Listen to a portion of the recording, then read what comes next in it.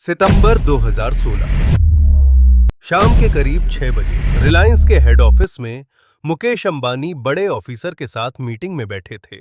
Office में मुकेश अंबानी ने एक ऐसा फैसला सुनाते हैं जिससे रिलायंस के बड़े बड़े ऑफिसर हिल जाते हैं। 6 महीने तक जनता को सब कुछ फ्री देंगे।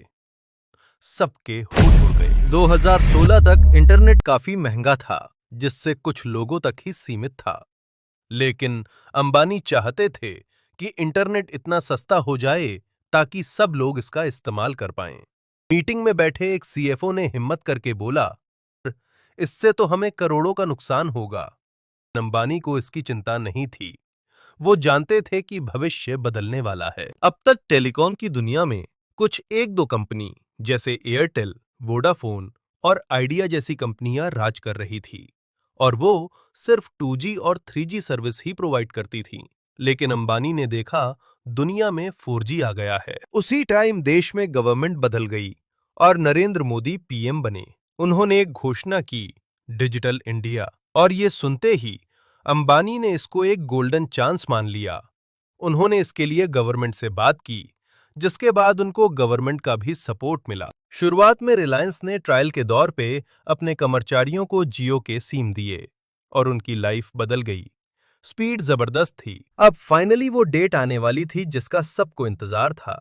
उसके बाद फाइनली 5 सितंबर 2016 के दिन जियो लॉन्च हुआ। शुरुआत में सब कुछ फ्री था, इसलिए लोग जियो के साथ जुड़ने लगे। जियो की स्पीड बाकी नेटवर्क से बेहतर थी, जिसके कारण इसके यूजर दिन ब दिन बढ़ते गए। अब दूसरी तरफ वोडाफोन और आइडिया जैसी कंपनियों को बड़ी जोर से झटका लगा, क्यों कि रातों रात उनके करोड़ों यूजर उनको छोड़ दूसरी कंपनी में शिफ्ट हो चुके थे। वोडाफोन आइडिया जैसी कंपनियां इतनी बुरी तरीके से लॉस में चली गई कि बंद होने की कगार पर आ गईं। और दूसरी तरफ एयरटेल ने अपने दाम कम किए। जियो के यूजर बढ़ते ही जा रहे थे।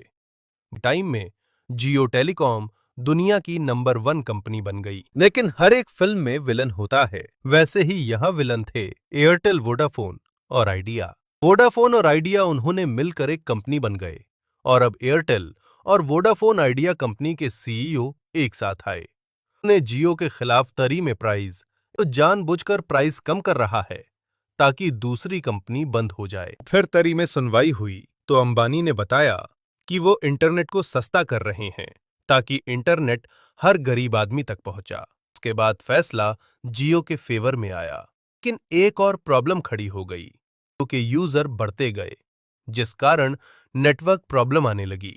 कॉल और इंटरनेट डाउन होने लगे, जिससे प्रॉब्लम बढ़ने लगी। उस तरफ एयरटेल और वोडाफोन ने अपने दाम कम किए थे तो लोग उन कंपनीज में शिफ्ट होने लगे, जिससे जियो के यूजर रातों रात कम होने लगे। कंपनी बंद होने के कगार पर आ गई। लेकिन इतने मुश्किल समय में अंबानी ने हार नहीं मानी। उन्होंने तुरंत एक्शन लिया और टीम भेजी प्रॉब्लम सॉल्व करने के लिए और लगाए। 6 महीनों के भीतर ही जियो में कस्टमर वापस आने लगे और जियो में यूजर की संख्या दिन ब दिन बढ़ती गई, जिस कारण जियो टेलीकॉम दुनिया की नंबर 1 कंपनी बनी।